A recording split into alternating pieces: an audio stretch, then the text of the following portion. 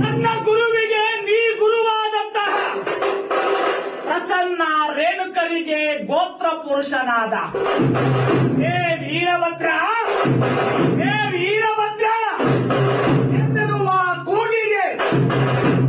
ಅಲರೇ ಮದನ ವೈರಿಯ ಮುಂದೆ ಒದಗಿ ಓಮವನಿಟ್ಟಲು, ಮದನ ವೈರಿಯ ಮುಂದೆ ಒದಗಿ ಓಮವನಿಟ್ಟಲು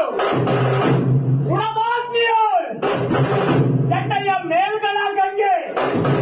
ಕಲಕಲನೆ ಕುಟಿದು ನಟಿಸುತ್ತ